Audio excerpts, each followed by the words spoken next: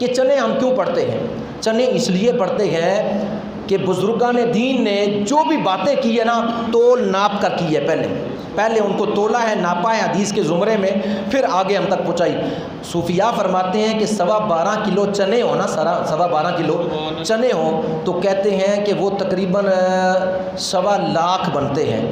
گنتی یعنی وہ چنوں کی کرنا شروع کر دیں تو کتنے عدد؟ وہ 1.25 لاکھ چنا بن جاتا ہے۔ تو کہتے ہیں 1.25 لاکھ مرتبہ کلمہ شریف پڑھ کے کسی کی روح کو ایصال ثواب کرنا روایتوں سے ثابت ہے، اس کی بخشش یقینی ہے۔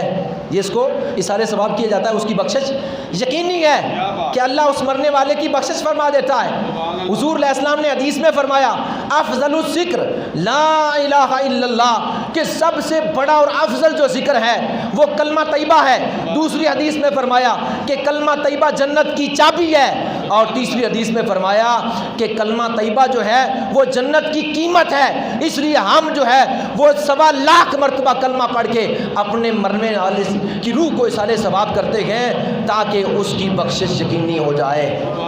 پھر اس کے ساتھ محبت ہے نا، اس لیے پڑھتے ہیں جس کے ساتھ محبت ہوتی ہے اس کا ذکر کرتا ہے، اس سے پیار کرتا ہے، اس کی تعریف کرتا ہے، اس کی جو ہے اس کے دل میں محبت ہوتی ہے تو جو ہے اس کی باتیں جو ہے وہ اپنے بیگانوں کے سامنے کرتا ہے۔ انہیں تو مرنے کے بعد محبت نہیں ہوتی، کہتے ہیں مر گیا مردود نہ فاتحہ نہ درود۔ ہمیں تو زندوں سے بھی محبت ہوتی ہے، مرنے والوں سے بھی محبت، جو دنیا سے چلے گئے ان سے بھی ہمیں محبت ہوتی ہے۔ تو لہٰذا ہم یہ کلمہ شریف پڑھتے ہیں 1.25 لاکھ مرتبہ، اور پھر یہ بات غیروں کی کتابوں کے اندر بھی موجود ہے۔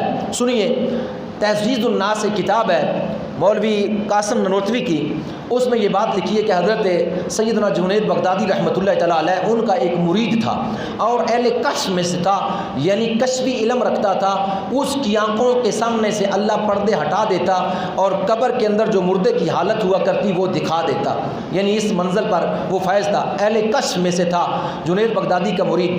وہ گیا اپنے شیخ کامل کے پاس اور اس نے جا کر عرض کیا حضور میری والدہ میں دیکھ رہا ہوں کہ جہنم کے اندر جل رہی ہے، میری والدہ جہنم کے اندر جل رہی ہے، میں دیکھ رہا ہوں اس کو۔ آپ نے فرمایا اچھا۔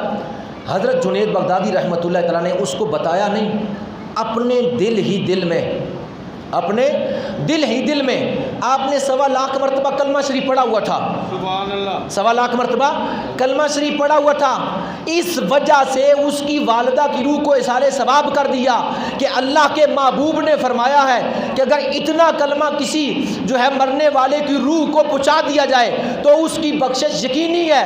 اس وجہ سے آپ نے 1.25 لاکھ کلمہ اس کی والدہ کو دل ہی دل میں جو ہے وہ ایصال ثواب کر دیا۔ ادھر ایصال ثواب کرنا تھا، اتنا جلدی ایصال ثواب پہنچتا ہے، اتنی جلدی بجلی نہیں پہنچ سکتی۔ تو فرماتے ہیں ابھی تو کلمات مکمل ہوئے تھے، میں نے اسی نوجوان کو ہاش و بشاش دیکھا، یعنی مسکراتے ہوئے دیکھا، خوش و خرم دیکھا، اور میں نے پوچھا تجھے کیا ہوا؟ ابھی تو غمگین تھا، ابھی تو افسردہ تھا، ابھی تو پریشان تھا، اب کیا ہوا ہے؟ اس نے کہا حضور میں اپنی والدہ کو دیکھ رہا ہوں، وہ جنت کی طرف جا رہی ہے، میں اپنی والدہ کو دیکھ رہا ہوں وہ جنت کی طرف جا رہی ہے۔ ہم اس لیے جو ہے وہ ایصال ثواب کے لیے جمع ہو جاتے ہیں اور مرنے والے کی روح کو ایصال ثواب کے لیے چنے پڑتے ہیں۔ اکابرین کہتے ہیں کہ وہ گٹلیوں کے اوپر بھی پڑا جاتا ہے، لیکن اتنی گٹلیاں کہاں سے اکٹھی کریں؟